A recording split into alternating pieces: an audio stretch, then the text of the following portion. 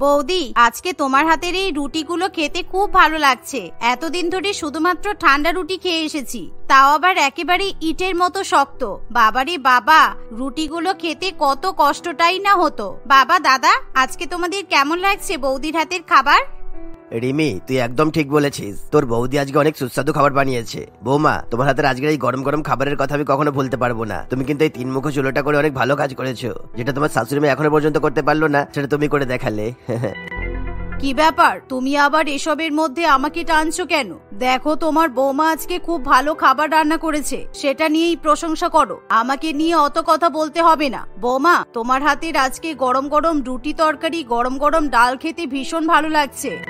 আচ্ছা তাই নাকি? তাহলে আমি তোমাদের সবাইকে আরো 2টো করে রুটি দিই। তোমরা তো খুব তাড়াতাড়ি খাওয়া দাওয়া শেষ করে ফেলছো, আর এখনো কিন্তু অনেক রুটি বেঁচে আছে। তোমরা চাইলেই 2টো করে নিতে পারো। আরে না না, তুমি আমাকে যা রুটি খাইয়েছো একেবারে পেট পুরো ফুল হয়ে গেছে। খাবো না বলে আমি তো 10টা রুটি খেয়েই ফেললাম। বৌমা, তোমার এই নরম গরম গরম রুটি আর তরকারি এই শীতের মধ্যে আর কি চাই বলো তো? সত্যি আমিও তো আজকে 12টা রুটি খেয়ে ফেললাম। এভাবেই পরিবারের সবাই হাসি ঠাট্টা করতে করতে রাতের খাওয়া দাওয়া করে। আসলে এতদিন পর্যন্ত শীতের মধ্যে তারা গরম খাবার খেতে পেত না। তাদের প্রত্যেকদিন ঠান্ডা শক্ত রুটি এবং ঠান্ডা তরকারি খেতে হতো, কারণ এতদিন ধরে তাদের বাড়িতে কেবলমাত্র একটাই মাটির চুলা ছিল, সেটাও আবার বাড়ির বাইরে ছিল। আর প্রচন্ড ঠান্ডার মধ্যে বাইরে মাটির উনুনে রান্না করতে রিনার খুবই কষ্ট হতো। আর তার উপর জানুয়ারি মাসের ঠান্ডায় রিনার হাত পা একেবারে থরথর করে কাঁপতো। কিছু সপ্তাহের আগের ঘটনা। উরি বাবারে, আজকে তো ভীষণ ঠান্ডা পড়ছে।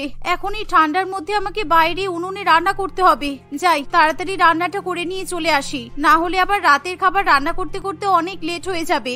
ওই ঠান্ডার মধ্যে কুয়াশার মধ্যে আমি বেশিক্ষণ বাইরে বসে থাকতে পারবো না। আমাদের বাড়ির মধ্যেই যদি একটা উনুন থাকতো, তাহলে আমাকে এত কষ্টের মধ্যে ঠান্ডায় এভাবে বাইরে কুয়াশার মধ্যে বাতাসের মধ্যে বসে রান্না করতে হতো না।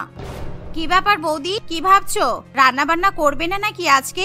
আমি তো ভাবছি আজকে আমি আর কম্বলের ভেতর থেকে বাইরে বেরোবো না। যা ঠান্ডা পড়েছে, বাপরে বাপ, আর বাইরে কত ঠান্ডা ঠান্ডা বাতাস বইছে। যাও বৌদি, তুমি তাড়াতাড়ি রান্না বান্না করে নিয়ে চলে এসো, তা না হলে বাইরে বসে থেকে থেকে তোমার কিন্তু ঠান্ডা লেগে যেতে পারে।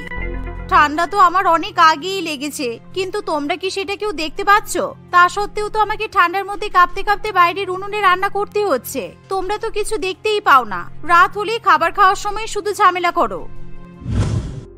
এভাবেই দেখতে দেখতে রাত হয়ে আসে, আর রিনা ঠান্ডার মধ্যে কাঁপতে কাঁপতে রান্না বান্না সম্পন্ন করে। আর কিছুক্ষণ পরেই রিনা সবাইকে খাবার পরিবেশন করে, কিন্তু তখনই সবাই খাবার খেতে খেতে ঝামেলা শুরু করে। কি গো বৌমা, আজকেও তুমি ঠান্ডা শক্ত রুটি খেতে দিচ্ছ? আর এই ঠান্ডা তরকারিটাও তো দেখে মনে হচ্ছে বাসি তরকারি। আজকে রান্না বান্না করনি নাকি? বাবা, এই কথাটা আপনি বলতে পারলেন? আপনি তো জানেন কত ঠান্ডা পড়েছে, আর এত ঠান্ডার মধ্যে কিছুক্ষণের মধ্যেই তো খাবার ঠান্ডা হয়ে যাচ্ছে। তাহলে এবার বলুন তো, আমি আর কত দেরি করে রান্না করব?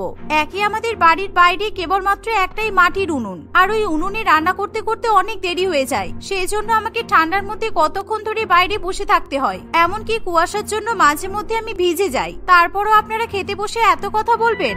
রিনা, বাবা কিন্তু ঠিক কথাই বলেছে। এই রুটিটা তো ছিঁড়ে খাওয়াই যাচ্ছে না, দেখো কত শক্ত হয়ে গেছে। আর তরকারি একেবারে ঠান্ডা, একদম জলের মতো লাগছে। তুমি যাও, আবার গরম করে নিয়ে এসো। এই শীতের মধ্যে গরম গরম খাবার না হলে কি আর ভালো লাগে বলো তো? এই ঠান্ডা খাবার খেয়ে রাত্রেবেলা আমাদের তো ঠান্ডা লেগে যাবে, তাই না?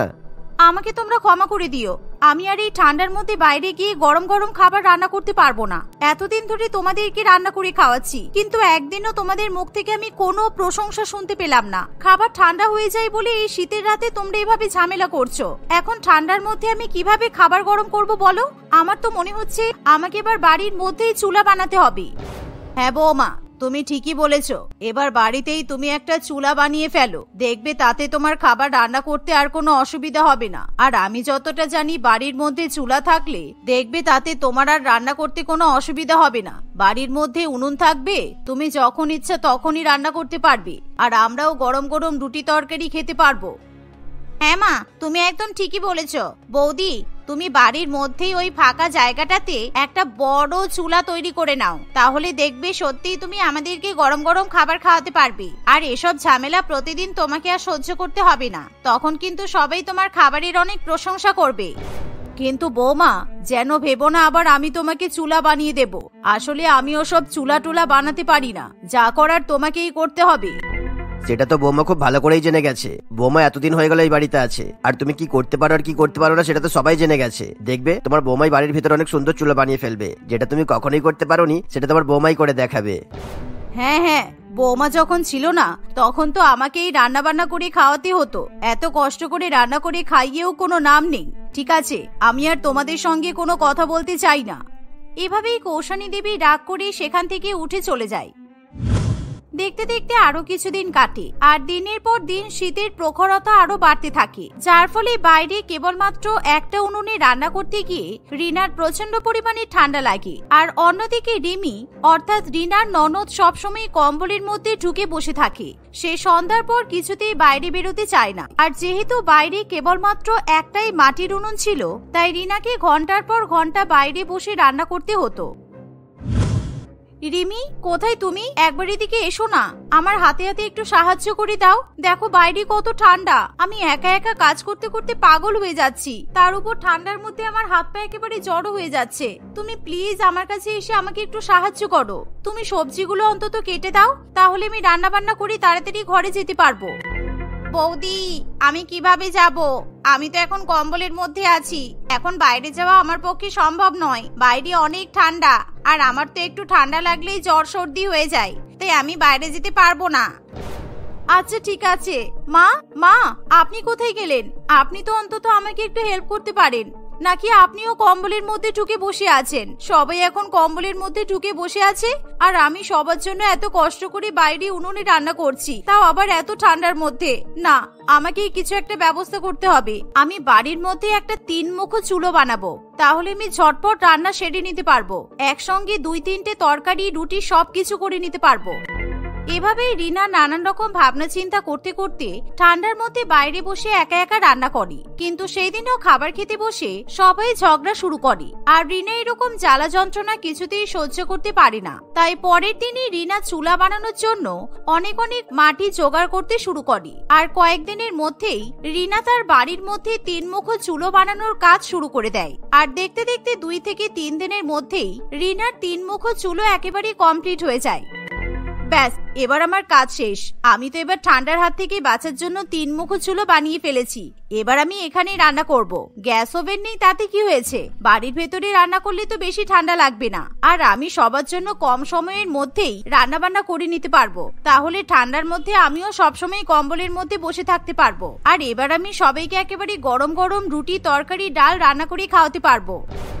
এমনই ভাবনা চিন্তা করে রিনা খুবই খুশি হয়। আর সেদিনই রিনা তার 3 মুখো চুলোতে রান্না করতে শুরু করে দেয়। সে একটা চুলোতে ডাল বসায়, অন্য একটা চুলোতে সবজি রান্না করার জন্য চাপিয়ে দেয়, আর বাকি যেই চুলোটা থাকে সেটাতে গরম গরম রুটি সেকতে শুরু করে দেয়। আর এভাবেই দেখতে দেখতে 3 রকমের খাবার একসঙ্গে রান্না হয়ে গেলে রিনা সবাইকে একেবারে গরম গরম ধোয়া ওঠা খাবার পরিবেশন করে। আর যার ফলে সবাই রিনার হাতের খাবারের প্রশংসা করতে থাকে। তাই রিনা মনে মনে প্রচন্ড পরিমাণে খুশি হয়। এভাবেই দেখতে দেখতে 2-1 দিন কাটে। একদিন, বৌমা, আমার কিন্তু খিদে পাচ্ছে, এবার আমাদের খাবারটা খেয়ে নেওয়া উচিত। তুমি এবার রান্না বান্না শুরু করে ফেলো। হ্যাঁ বাবা, আমি এখনই গিয়ে চুলা জ্বালিয়ে দিচ্ছি। আমাদের বাড়ির মধ্যে এখন 3 মুখো চুলা আছে। ওই চুলাতে রান্না করতে বেশি সময় লাগে না। 3 দিকে 3টে খাবার বসিয়ে দিলেই কাজ শেষ। রিনার কথা শুনে সবাই খুবই খুশি হয়, তাই সবাই খাবার খাওয়ার জন্য বসে পড়ে। আর রিনা তাড়াতাড়ি করে গরম গরম রুটি সেকতে শুরু করে দেয়। বৌদি, তোমাকে অনেক অনেক ধন্যবাদ। আজকে তোমার জন্যই আমরা এই শীতের মধ্যে গরম গরম খাবার খেতে পারছি। হ্যাঁ রিনা, রিমি কিন্তু একদম ঠিক কথাই বলেছে। আজকে রুটি একেবারেই নরম আর গরম, তাই এই রুটিটা খেতে খুব ভালো লাগছে। আর ডাল আর তরকারিটাও তো অনেক গরম। সত্যি শীতের মধ্যে গরম গরম খাবার খাওয়ার মজাই আলাদা। এভাবেই দেখতে দেখতে কিছুদিন কাটে। আর রিনার সেই 3 মুখো চুলা দেখার পর তাদের আশেপাশের কিছু প্রতিবেশীরাও রিনাকে সেরকমই চুলা বানিয়ে দেওয়ার কথা বলে। কারণ আশেপাশের কোনো মহিলা 3 মুখো চুলা বানাতে পারতো না। তাই রিনা তার আশেপাশের প্রতিবেশীদের বাড়িতে গিয়ে 3 মুখো চুলো বানিয়ে দিয়ে আসে, যার ফলে অনেকে খুশি হয়ে রিনাকে কিছু টাকা দেয়। এমনই একদিন, বলছি বৌমা, তুমি কি আমাকে একটু সাহায্য করতে পারবে?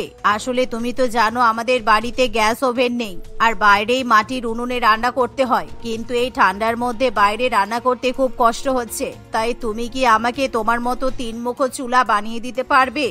হ্যাঁ নিশ্চয়ই কাকিমা, কেন বানিয়ে দেব না। এই ঠান্ডার মধ্যে বাইরে রাত্রিবেলা রান্না করতে সত্যিই খুবই কষ্ট হয়, আর সেটা আমি খুব ভালো করেই বুঝি। আপনি চিন্তা করবেন না, আপনি কাদামাটির ব্যবস্থা করে রাখুন, আমি কালকেই আপনার বাড়িতে গিয়ে 3 মুখো চুলা বানিয়ে দিয়ে আসবো। তোমাকে অনেক ধন্যবাদ বৌমা, তা না হলে এতদিন ধরে আমাকে আরো অনেক কথা শুনতে হতো। আচ্ছা, এই ঠান্ডার মধ্যে খাবার ঠান্ডা হয়ে যাবে না তো কি হবে বলো তো? এই ঠান্ডার মধ্যে তো আমি আগেই রান্না করে রেখে দিই, কারণ যত রাত হয় ততই ঠান্ডার পরিমাণ বাড়ে, আর আমি যতই রাত করে খাবার রান্না করি না কেন, খাবার পরিবেশন করতে করতে ঠান্ডা হয়েই যায়।